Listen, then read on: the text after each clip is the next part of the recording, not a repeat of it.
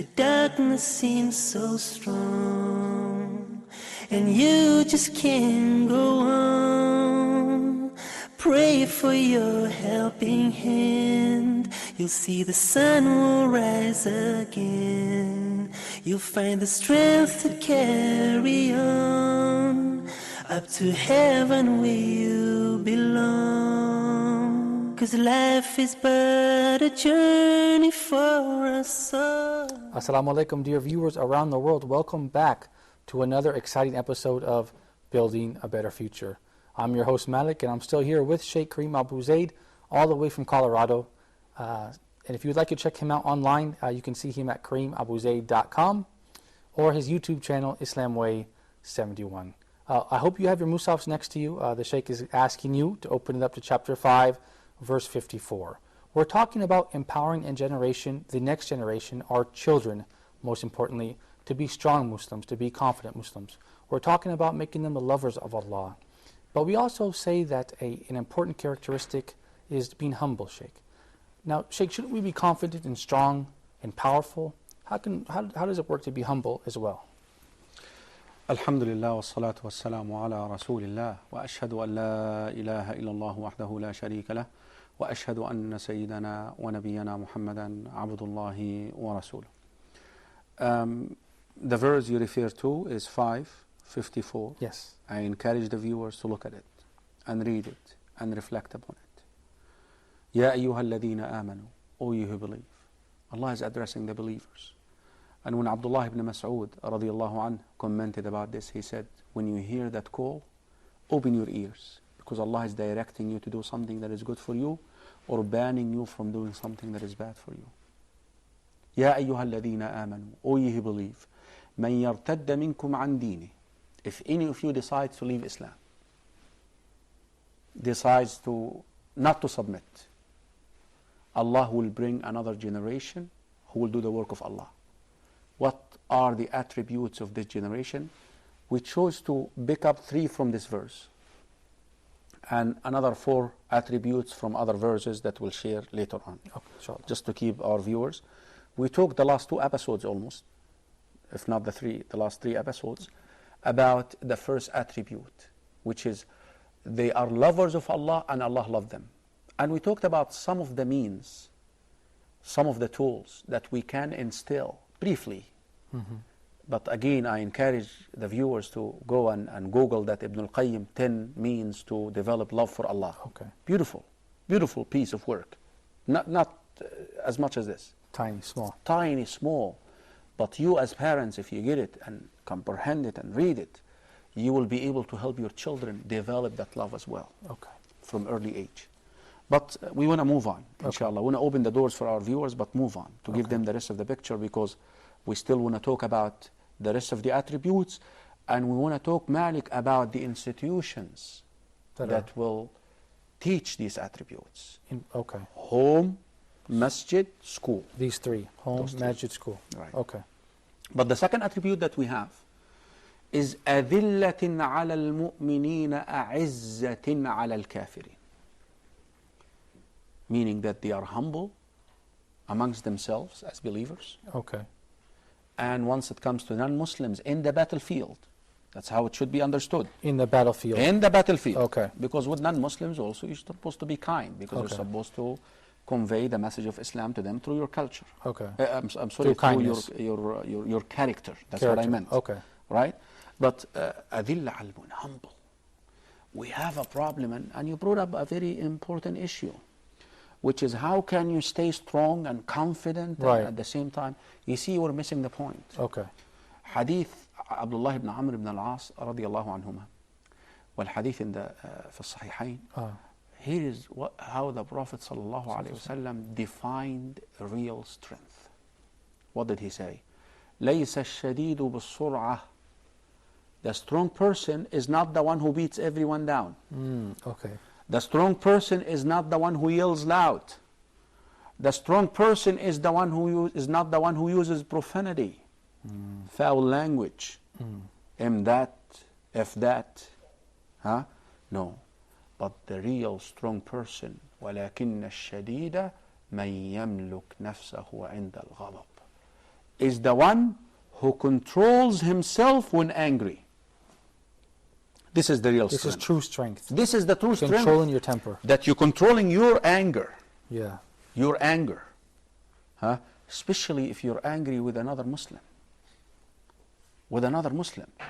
A problem that we have, Malik, and that is why we have to begin with the new generation. A problem that we have in the Ummah right now, that our masajid, there is no harmony. People are bickering and fighting with each other. There is no brotherhood. Yeah.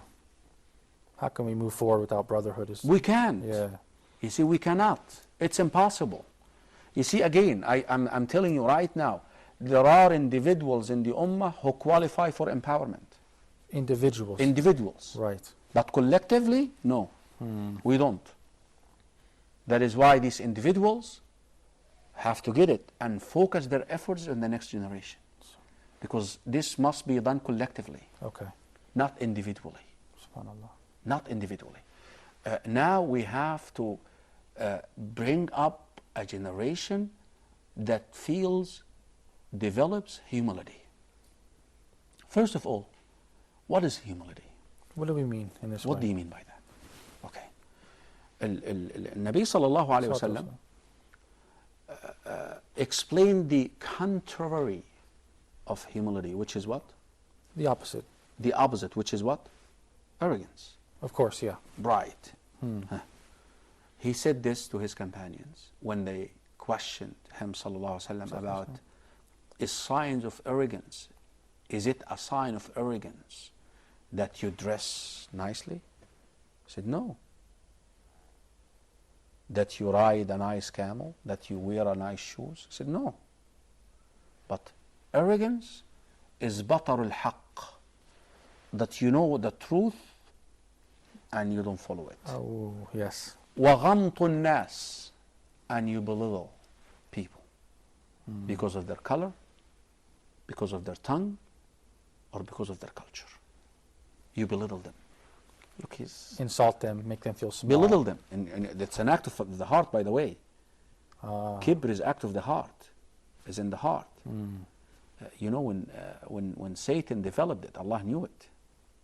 Remember the story of Adam and Satan? You see, Satan was so pious and righteous, and he was elevated to be seated with the angels. But he developed inside him Pride. Allah knew it. And it spoiled everything. That is why Allah subhanahu wa ta'ala, one of the wisdoms for creating Adam, okay, bow down. Then, you see, Allah tests you. Right. So that He gets it out of you. So Allah subhanahu wa ta'ala commanded him to bow down to Adam to get it out of him. It was concealed so far. Right. It was concealed so far, and Allah knew it. To expose the hypocrites. So Allah subhanahu wa ta'ala exposed them. So we want a generation that is humble. Ya akhi, I look at the companions, that generation of the Prophet even when they make a mistake. Yani for Sahih al-Bukhari there is, I believe Sahih Muslim, if I'm not mistaken, a story that is out of this world. Abu Dhar al-Ghifari, radiyallahu anhu, he's from Ghifar. Ghifar had a tribe, big tribe in the Powerful Arabian. tribe. Yeah. One day he told Bilal, Yabna al-Sawda, son of the black. Oh, an insult to the color of his skin. Yes. Bilal is from Abyssinia. But Sahabi. Of course. Jalil. Yani he sacrificed for Islam. It's amazing story. Amazing story out of this world. Bilal goes to the Prophet ﷺ, Ya Rasulullah, Abu Dhar told me, son of the black. One word was said to Abu Dhar. Ya Aba Dhar, innaka mru'un fika jahiliyyah. Abu Dhar, you still have jahiliyyah in you. You still have jahiliyyah in your heart. Some jahiliyyah in you. Some jahiliyyah in you. طيب. If Abu Dhar is arrogant, he would not have it. Look what he did. He went to Bilal. He placed his cheek in the ground. And he told Bilal, come step in here. SubhanAllah. He's basically saying, I'm sorry. Humility. And I hope the viewers can appreciate that, especially in America when they have a lot of racial tension. They could see Islam 1400 years ago is showing racial equality through humbleness. I'm sorry. Okay. I'm sorry. I made a mistake, okay? We're not angels here, okay? Right, we're going to make mistakes. Yeah, we're going to make mistakes. You're not an angel. Okay. If you're expecting me to be an angel, I'm sorry, I'm not. I'm going to make mistakes. But now is how can we humble ourselves? Right. How can I bring a new generation that is humble? Right, this is our goal. But look at the reaction of Bilal too. Look at the reaction of Bilal. He did not Put his foot on the man's face. abuse the situation. Look. He said, stand up, my brother. There's the mercy and the love. That's the brotherhood. Give me a hug. Give me a hug. Forgiveness. You see, that's what we want. We want a generation that loves one another. Exactly. Some people are mistaken being humble for weakness, No. as a sign of weakness, but this is definitely not the case. No. Of course not. No, absolutely not. Absolutely not. Of course, there is a situation when your humility and humbleness is abused. Absolutely. Sure, this happens in the day-to-day life. We should teach our children to stand up and say this is wrong. Right. But we should say it also In a nice way. In a nice way. Not abusing people, insulting No, people, and cursing. no. Returning bad with bad does not make it good. Of course, yeah. But if you see somebody who will not appreciate your humility and humbleness, and he will abuse the fact that you're humble, stand and say, I'm sorry, don't do this, but do it in a nice way. Yeah, do it in a nice way. This is the characteristic. In a humble way. So we want a generation like this, Malik. Of course. We have to have the generation, because look at our masajid. Racial fighting. Yeah. Cultural fighting. Because of this. The people are refusing to give in for one another. Humility for one another. Okay? I'm better. يعني Ibn al-Jawzi mentioned in one of his, Ibn al-Qayyim actually, and I think Ibn al-Jawzi as well, mentioned a story of, I don't know if it is authentic or not, but one of these stories that we mentioned just for the sake of supporting the argument that we're saying. Somebody who used to worship Allah subhanahu wa ta'ala for 7 years straight. He went to sleep at one night, and then Allah revealed to him through a dream or a vision that this shoemaker is better than you. The person who makes the shoes. Makes shoes. And at that time, that person's a low person in society, we could say. Yeah. Who's this person? Yeah, right. Who's this person? Right. So he went to him and he insisted, what do you do? He said, there is nobody who passes by me except I see him better than me. I see that person better than me. That was his quality that rose him up to a high level. SubhanAllah. Humility. Yeah. SubhanAllah. Like Muslims now. The Nabi Sallallahu Alaihi Wasallam even mentioned this, that the one of you will see a straw in the eye of your brother. But you have a branch of a tree in your eye, you do not see it. Meaning we're consumed with observing other people. And criticizing them. Filled. Yeah. And we're filled with our own problems. Yeah. And when you just consume yourself with your shortcomings, listen, Umar ibn al-Khattab, out of this world. I read this hadith. Umar ibn al-Khattab goes to Hudayfa ibn al-Yaman radiyallahu anhuma. Rasul sallallahu alaihi wasallam revealed to Hudayfa the names of the hypocrites in Medina in their way back from the Battle of Tabuk. But of course he told him a secret. And this is one of the titles of Hudayfa, that he is the secret keeper of the Prophet sallallahu alaihi wasallam. Umar went to him. Umar. Rasul sallallahu said about him that if shaitan meets you, Umar, one place, he will go the opposite way. إن يكن في أمتي محدثين فعمر ملهمين فعمر. If there's in my ummah people who receive is Umar. If there is a prophet after me, it will be Umar. He goes to Hudayfa. Billahi alayk, by Allah ya Hudayfa, is my name written? Oh. I said, no, but I'll never tell anybody after you. SubhanAllah. Humility. This shows the humility of a strong man who went to this level. Yeah. Humbleness. Well, that's what we need. We're lacking this. We need to bring another generation that is not arrogant with one another. Of course. Because this will divide us. Oh, inshallah. This will kill the ummah. Sheikh, what about striving for the sake of Allah? Is this a characteristic that we could talk about? That's the third characteristic. Okay, yes. inshallah, we'll get to into the next segment, inshallah. Okay, stay tuned, dear viewers. We have much more with Sheikh Karim Abu Zaid.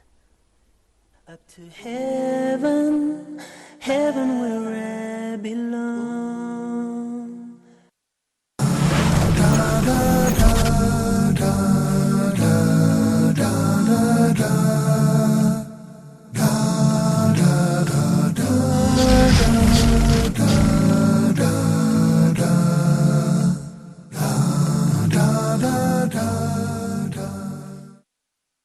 up to heaven, heaven where I belong.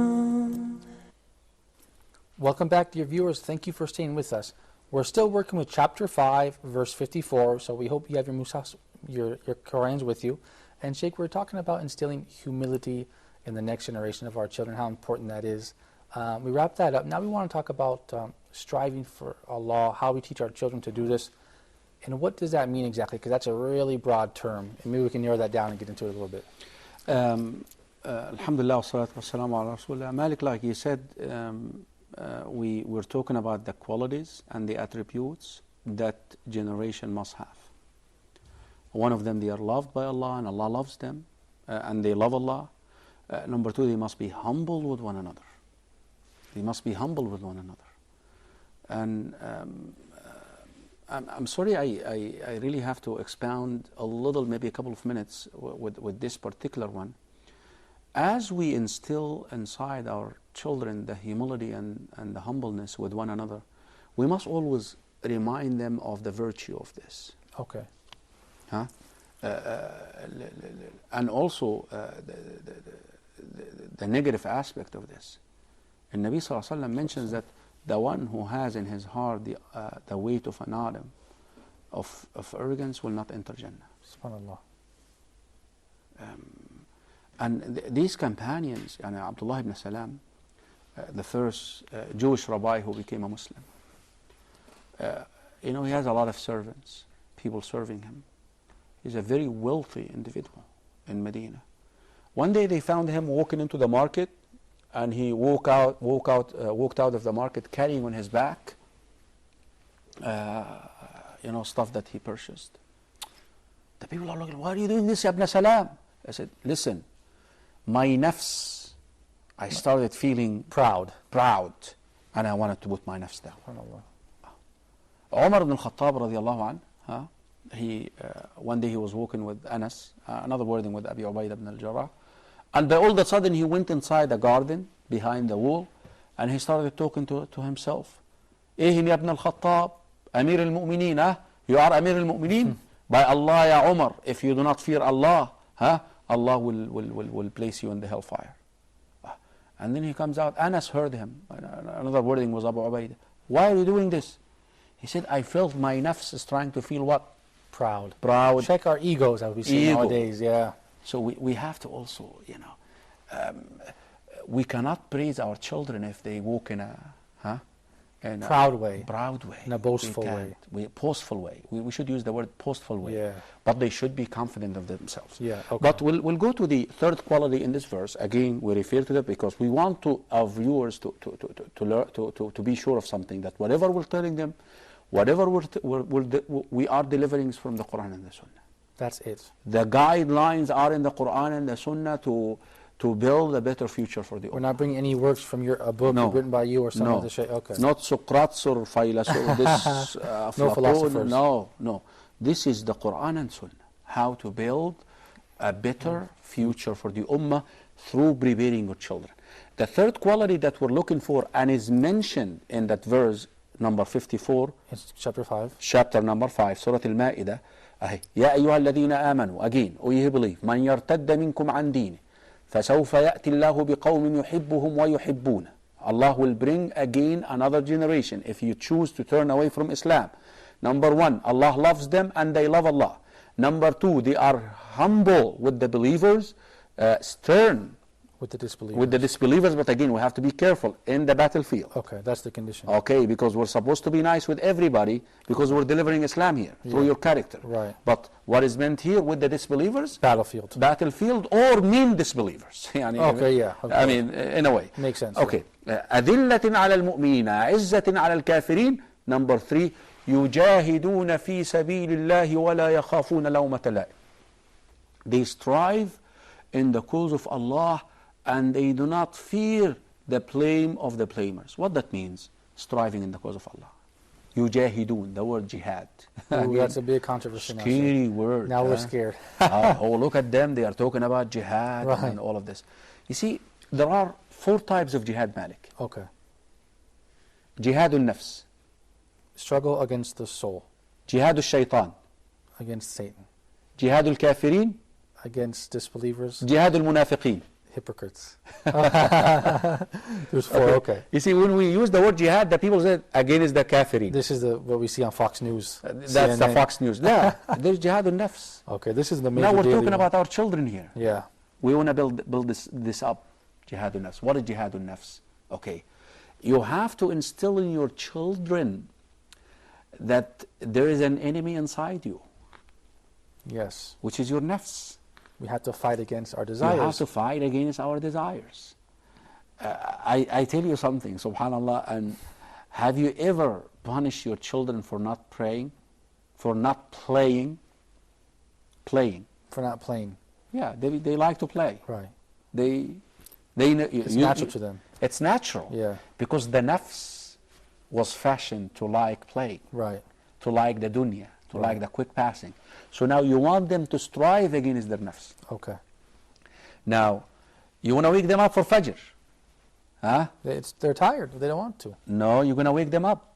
And Okay. you're not going to tell them wake up for school. Wake up to pray fajr. Okay. Some parents, they say to their children, wake up for school. They never tell their children. I'm sorry to interrupt you. Or they excuse them for Fajr to go Yeah, to school. yeah. Wake right. up for school. Sometimes the school comes so early. Yeah, right, Huh? right. But before Fajr, in America especially. To catch the bus. Wake yeah. up for school to catch the bus. Wake up for Fajr. Yeah. For the Salah. Fajr. Right. This is the important point. This is the important. You tell them the first thing, my son, that you're going to be asked about, my daughter, you're going to be asked about in the day of resurrection is what? The Salah. The first act. But you got to introduce these concepts for them to strive. The first act that you will be asked about in the day of resurrection is your Salah. Okay. How did you allow your child, when you're commanded to train them at the age of 7, to be asleep in bed when the time for Fajr is out? They will be asked in the day of resurrection about the Salah. The fathers and the mothers. First, the Salah. And if the Salah is complete, then Allah subhanahu wa ta'ala will look into the rest of the deeds. How can you do this? What about this? What about the incentive? If you pray Fajr, you're under the protection of Allah. There's your incentive. That's an incentive. Allah will protect you the rest of the day if you pray Fajr. Striving is you let them know that, listen, it's not comfy. You may have to come out of bed. Isha may come a little bit late. Yeah, You're going to have to stay up. a little bit up Or wake back up. until you pray Isha. For Allah. Yeah. And Allah will reward you. So you have to teach them From an early age, yeah. striving from an early age. The problem with us, that we love our children so much as Muslims, and sometimes that love causes a lot of harm. Yeah, we let them get by. with stuff. I'll share with you a scene just to show you this. I was sitting in Frankfurt airport at one time, and I saw an Muslim, and I don't even know the person. Yeah. A European guy. Yeah, right. You know, he's walking and carrying a huge piece of backpack, but huge one, all these army ones. Yeah, I've seen the ones like those Yes, German guys. carry huge them. ones. And his son was carrying another one behind him. So his son is walking behind him and it's really heavy. Yeah. Really heavy. Yeah. And then by all of a sudden his son got tired and he sat down in the ground and started crying. Ooh, you know, crying. Yeah. You know, his father stopped and he looked at him like this, and then he carried on walking. What do you think of that? What example is that? Come on, strive. Get up, make an effort. Strive. Yeah. He cried maybe for a minute or two. And He he saw got up. that his father is Walking away. again. Some of the pastors will say, "Man, this is You're merciless." so tough. You're so tough, Sheikh. Why? This- Yeah. No, we cannot say yes all the time to your child. You can't. You see, you got to help them to say no to their nafs. If Yeah. you as a parent telling them yes all the time, they will say yes all the time to their nafs, your child will never be able once. You see, the nafs, if you do not contain it, it will become like a lion. Out of control. Out of control. Add to this shaitan, you know. Striving in the cause of Allah subhanahu wa ta'ala, our children must develop this at an early age. Striving against your nafs. Fasting is the best way to strive against your nafs. Giving sadaqah. Okay. I love all the time parents who take their children to the masjid and then they take $10 out of, or $1 or $2 out of the, and my son go put this in the box. Ooh, very nice idea. Beautiful. Teach him to To spirit of give, giving, to give. strive. Not just to receive No, gifts, to give to strive. No, we teach ourselves. So all these are qualities that we can instill in our children to strive against their nafs, and in order to be that generation that we aspire, inshallah. Inshallah. What about taqwa, Shaykh? Can we get into taqwa and piety in the next episode? بإذن الله تعالى, we still have taqwa. Okay. We want to talk about patience. Okay. Key patience. Patience. Okay. Key patience. Okay. This is a key. Okay. Again, we want to talk about ihsan. Okay. And that will get us to Sayyidina Yusuf. Ooh, I'm waiting for this. I'm very excited to hear this story. And then the last piece, which is number 7, attribute and quality, is the quality of loving al-akhirah. Okay. Why loving al-akhirah, Malik? Because Rasul Sallallahu when he spoke to us about the condition of the ummah at these days that we're living, he says time, Hadith Abi Dawood, Sunan Abi Dawood, Hadith Thawban, that time will come when nations will basically group against you Muslims. Oh. Then the companion asked, because we're outnumbered, the Messenger of Allah said, no, you're plenty, you're a lot of you. But your impact is like a foam of in the top of a running stream. Okay. And Allah will take out of the hearts of your enemies your fear, and He will cast into your hearts al-wahan. The companion Thawban asked the Prophet ﷺ, what is al-wahan, O Messenger of Allah? He said, loving the dunya. Oof. Loving the dunya. Okay. And hating the hereafter. So when I talk about the hereafter, we want to bring them up to love the hereafter, to work for the hereafter. Okay. So inshallah we'll carry on talking about these qualities that we want to that generation to have, inshallah. Okay, thank you so much, Shaykh. Once again, Jazakallah khairan for your time. Dear viewers, you heard it from the Shaykh. We're having a wonderful, great, and interesting conversation with Shaykh Karim Abu Zaid. Check him out online until the next episode at KarimAbuZaid.com. And until next time, I leave you in the care of Allah. Assalamu alaikum wa rahmatullahi wa barakatuh. And when the darkness seems so strong and you just can't go on, pray for your helping hand. You'll see the sun will rise again. You'll find the strength to carry on up to heaven where you belong. 'Cause life is but a journey for us all. We cry, we laugh, we run, sometimes we fall. But through it all, always recall, God never gives a burden too tall.